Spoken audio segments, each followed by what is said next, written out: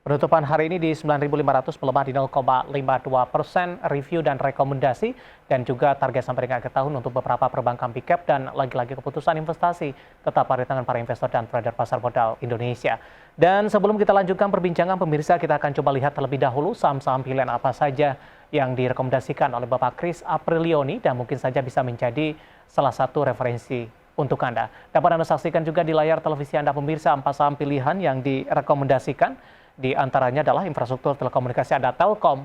Tadi pun juga sempat kita bahas, direkomendasikan buy 3.400 hingga 3.900 MPPA. Dari retail di 155 hingga 190. Perbankan big cap lainnya ada BBNI. Tadi pun juga sempat kita singgung 9.300 hingga 10.000 juga direkomendasikan buy. Dan terakhir ada Astra International yang hari ini juga mengalami tekanan yang cukup dalam dengan supportnya di 5.500 dan resistennya hingga di 6.500. 4 saham pilihan yang direkomendasikan dan lagi-lagi keputusan investasi tetap ada di tangan para investor dan trader pasar modal Indonesia. Baik, kita lanjutkan kembali perbincangan bersama dengan Bapak Kris Aprilioni, Branch Manager Jasa Utama Kapital Sekuritas. Pak Kris, kita lanjutkan kembali 4 saham pilihan yang Anda rekomendasikan Pak. Untuk Telkom, support dan resisten yang disampaikan tadi itu lebih ke arah jangka pendek atau memang sudah sampai dengan akhir tahun Pak Kris? Ya mungkin untuk sampai akhir tahun ya. Di 3.900 ya Pak? Betul, 3.900. Baik, kita beralih ke MPPA, Matahari Putra Prima Tbk, di mana hari ini ditutup melemah Pak di 1,32% dan tadi pun sempat mengalami penguatan signifikan, 149 level entry terbaik untuk MPPA. Ya, saya melihat MPPA secara short term sudah terkoreksi cukup signifikan ya. Mungkin bisa adanya pantulan entry di area 145 sampai 150 masih menjadi area cukup menarik untuk MPPA dengan target di area 165 sampai 170. 165 sampai 170 sampai dengan akhir tahun? Ya, mungkin sampai akhir tahun bisa ditunggu. Oke, penutupan hari ini di 149 tertekan di 1,32%. Kita beralih ke saham pilihan selanjutnya. Selain dari Telkom dan MPPA, BBNI jadi juga sempat kita singgung Pak Kris, langsung saja kita ke Astra International. Hari ini juga mengalami koreksi yang cukup dalam dan level 6.000-an tampaknya sudah ditinggalkan oleh ASII. Sebelum membahas dari teknikalnya Pak Kris, secara fundamental ASII juga masuk tampaknya kepada emiten yang menyokong dari Goto ini. Apakah ini juga memberikan dampak juga kepada ASII karena memang pelemahannya juga cukup signifikan di beberapa hari terakhir? Ya, betul. Justru karena ada dampak seperti itu, makanya ASI dapat terkoreksi cukup signifikan. Tapi kalau kita seperti yang saya katakan, itu merupakan instrumen investasi yang sudah mereka lakukan. Tercatat kerugiannya hanya sekedar floating loss-nya. Dan justru menurut saya cukup menarik ya dengan Astra yang harga sekarang dengan PER hanya tersisa 7,45 kali. Menurut saya Astra merupakan salah satu emiten big caps yang cukup murah untuk bisa dibeli saat ini. ASII secara bulanan di Desember juga ikut terdampak window dressing tidak Pak Kris seperti tahun-tahun sebelumnya? Ya kalau diperhatikan untuk koreksi yang cukup dalam ya dari kemarin untuk kembali mencatatkan kinerja positif di Desember mungkin agak cukup berat ya Kak. Cenderung gotonya juga turun gitu. Nah, tetapi ya kita melihat ini secara jangka panjang merupakan area yang cukup menarik untuk bisa dibeli. Baik, 5725 penutupan hari ini tertekan di 2,55%. Jangka pendek terlebih dahulu arahnya akan kemana Pak Kris? Ya, secara tren ini masih downtrend, mungkin dapat menyentuh area 5.500 sebagai area support yang tadi saya katakan, mungkin bisa mulai entry di area 5.500 sampai 5.600. Peluang ke 6.000 terbuka cukup lebar tidak Pak sampai dengan akhir tahun? Oke, kalau ke 6.000 kemungkinan masih terbuka lebar ya, karena harusnya masih jika orang sadar ke dividen yield yang cukup besar dengan PER yang 7 kali, menurut saya masih cukup menarik. 4 saham pilihan yang direkomendasikan ada Telkom, MPPA, BBNI, kemudian juga ada Astra International, dan lagi-lagi keputusan investasi tetap pada tangan para investor dan trader pasar modal Indonesia. Pak Kris, kita masih punya satu segmen lagi, masih banyak pertanyaan di WhatsApp interaktif kami, nanti kita akan coba ulas satu persatu, dan pemirsa kami akan segera kembali sesaat lagi. Terima kasih untuk Anda yang masih bergabung bersama dengan kami dan kita sudah sampai di segmen terakhir dan di segmen ini beberapa pertanyaan yang masuk di WhatsApp interaktif kami sudah cukup banyak pemirsa. Saya akan coba ulas satu persatu ini. Yang pertama saya akan coba sapa Bapak Christian yang ada di Malang. Terima kasih sudah berpartisipasi menanyakan PTBA sampai dengan akhir tahun ini sudah ambil posisi di 3750. Disarankan averaging down atau tidak? Analisis Anda Pak Kris untuk PTBA? Oke, kalau sektor batu bara sendiri ya kalau kita perhatikan harga batu bara naik sudah tidak terpengaruh cukup signifikan untuk emiten-emitennya. Justru ketika ada mulai pantulan kembali dengan di atas 3750 mungkin bisa consider untuk take profit terlebih dahulu ya karena walau bagaimanapun harga batu bara sudah cukup signifikan tingginya. Ambil posisi di 3750 nih Pak tepatnya. Penutupan hari ini di 3610. Untuk meminimalkan kerugian yang terjadi, direkomendasikan averaging down tidak untuk Pak Christian yang ada di Malang? Karena posisinya tidak terlalu jauh juga, mungkin hanya sekitar minus 1-2%, menurut saya masih belum terlalu perlu ya untuk melakukan averaging down. Justru jaga area supportnya 3640, jika kembali ditembus, menurut saya bisa keluar terlebih dahulu. Atau nanti ketika ada harga batu bara secara short term-nya naik di atas 3750, mungkin bisa take profit terlebih dahulu PTBA. Oke, Bapak Christian yang ada di Malang, 3750 untuk PTBA, lebih direkomendasikan di hold saja terlebih dahulu. Saya beralih ke pertanyaan selanjutnya. Saya akan coba lihat ini dari Bintaro, tampaknya tidak menyebutkan nama untuk saham BOSS sampai dengan akhir tahun ini. Pak Kris, silakan analisis Anda. Oke, bos ini yang perlu diperhatikan volatilitasnya cukup tinggi, jadi hati-hati karena pergerakannya cukup liar.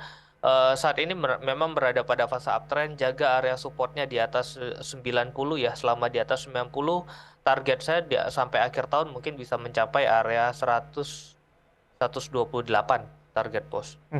Penutupan hari ini di 96, menguat di 2,13%, 128 sampai dengan akhir tahun Pak Kris? Ya, kemungkinan dapat karena ya kinerjanya juga cukup bagus, laporan keuangannya juga cukup oke. Jadi karena volatilitasnya cukup tinggi, yang perlu diperhatikan adalah jaga area resikonya. Baik, kita bergeser ke pertanyaan. Saya akan coba cek terlebih dahulu apakah sudah mencantumkan nama. Oh, ternyata tidak ini Pak Kris. Oh, Pak Joni di Jakarta sepertinya. Terima kasih Pak Joni sudah berpartisipasi. Minta bahas saham Antam, bisa buy di harga berapa, kemudian juga support dan resistennya. Ini baru ingin masuk untuk Antam, Pak Kris, level entry yang paling direkomendasikan untuk Antam. Ya, Antam kalau diperhatikan 1.800 merupakan area yang cukup murah ya kalau buat entry. Jadi di bawah 1.900 mulai bisa cicil beli karena menurut saya even di jangka panjang pun merupakan Antam dengan bisnisnya nikel merupakan bisnis masa depan ya menurut saya. Jadi masih cukup menarik even di short term atau di long term. Penutupan hari ini di 1920 tertekan di 2,29, sementara level entry yang direkomendasikan di bawah 1900-an, tepatnya di 1800-an. Untuk Bapak Joni yang ada di Jakarta yang ingin masuk ke dalam saham Antam. Selanjutnya saya akan coba sapa Ibu Rini yang ada di Jakarta. Terima kasih sudah bergabung bersama dengan kami. Dari konsumer ada Unilever punya posisi di 4750. Mohon support dan resistennya Pak Kris. Oke, Unilever masih cukup menarik di saat fase seperti ini. Justru biasanya consumer yang naiknya cukup signifikan. Area support saat ini terdekat di area 4650 ya. Selama di atas itu target saya masih mengatas area 4960-nya. Belum akan menyentuh ke 5.000-an sampai dengan akhir tahun? Kemungkinan kalau sampai akhir tahun belum sampai ke area 5.000 karena kinerjanya yang Q3 masih cukup melambat sehingga ini juga menahan harga sahamnya dapat naik kencang. Oke, kita beralih ke Bapak Ian ini cukup jauh dari Jayapura. Terima kasih Pak Ian sudah berpartisipasi menanyakan saham MPPA. Nah, kebetulan tadi juga MPPA masuk juga ke dalam list saham pilihan Anda Pak Kris. Tapi ini targetnya sampai dengan akhir tahun. Bisa di-review singkat Pak untuk MPPA? Ya, MPPA mungkin sampai akhir tahun target saya masih di area 165 sampai 170 ya saat ini karena tapi kan tadi adanya volume besar mulai ada rejection dapat kembali mulai jalan tapi ternyata close-nya masih di area low jadi mungkin bisa sideways terlebih dahulu 1-2 hari untuk kembali naik lagi. Baik, selanjutnya tidak menyebutkan nama dan lokasi Pak Kris menanyakan saham SMGR prospeknya sampai dengan akhir tahun. kemudian sampai dengan kuartal pertama di 2023, terutama berkaitan dengan aksi korporasi yang dilakukan dalam waktu dekat? Ya, kalau sampai akhir tahun mungkin SMGR masih cukup tertekan ya karena harga batu bara yang masih berada pada area tertingginya sehingga itu dapat menjadi penekan dalam beban operasionalnya SMGR sehingga jika sampai akhir tahun mungkin tidak akan terlalu kemana-mana justru chance untuk kembali turun lebih besar dibandingkan untuk naik. Di penutupan hari ini ditutup di level 7.000, Pak Kris, pelemahannya cukup dalam di 2,44%. Ada peluang tidak SMGR untuk menembus di bawah level 7.000-an, paling tidak untuk jangka pendek ini? Ya, justru kalau saya lihat mungkin untuk menembus kembali di bawah area 7.000 chance-nya lebih besar ya daripada untuk dapat kembali naik di bulan Desember ini. Target sampai dengan kuartal pertama di 2023, Pak? Oke, kalau kuartal pertama 2023 mungkin karena sudah mulai merger dan mulai ada terlihat penjualan yang meningkat, mungkin dapat kembali karena short term mungkin target saya area penurunan di area 6.600, 6.700, mungkin di Q1 dapat kembali area 7.200, 7.300. Baik, kita beralih ke pertanyaan selanjutnya. Ini dari sektor kesehatan ini. Tadi juga dari sisi pergerakan sektoral, sektor kesehatan hari ini memimpin penguatan yang cukup signifikan. Ada yang menanyakan Mika ini, sampai dengan akhir pekan targetnya di berapa? Dari chart yang saya pegang, Pak Kris, Mika hari ini mengalami penguatan yang cukup signifikan di tengah tekanan yang terjadi terhadap indeks harga saham gabungan 12,32% dan ditutup di level 3.100. Analisis Anda untuk Mika?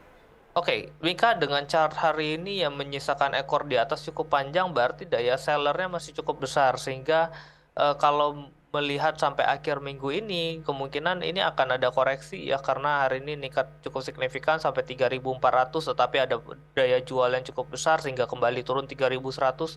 Mungkin akhir minggu ini ditutup di area 3.000. Profit taking di level berapa, Pak Kris, direkomendasikan untuk Mika? Oke, kalau short term mungkin besok kalau ada peningkatan di atas 3.100-an mungkin udah bisa take profit terlebih dahulu ya karena hari ini naik signifikan 12%. Menurut saya cukup besar dalam waktu pergerakan satu hari.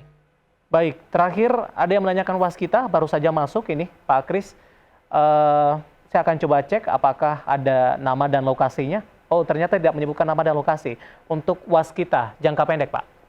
Oke, waskita kemarin 398 kembali di break area low-nya. Mungkin waskita ini akan menunggu ini ya sentimen right issue-nya. Ya. Kita sedang menunggu right issue-nya karena ketakutan para investor nanti takutnya ketika seperti ID right issue di harga bawah, harga waskita dapat kembali turun. Mungkin bisa menunggu pengumuman right issue-nya terlebih dahulu baru mulai menentukan area posisi untuk entry.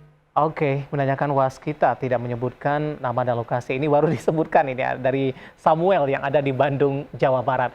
Waktu kita cukup terbatas, Pak Kris, dan tampaknya pembahasan waskita tadi sekaligus mengakhiri kebersamaan kita untuk kali ini. Terima kasih Pak Kris atas pembahasannya. Sehat selalu, Pak.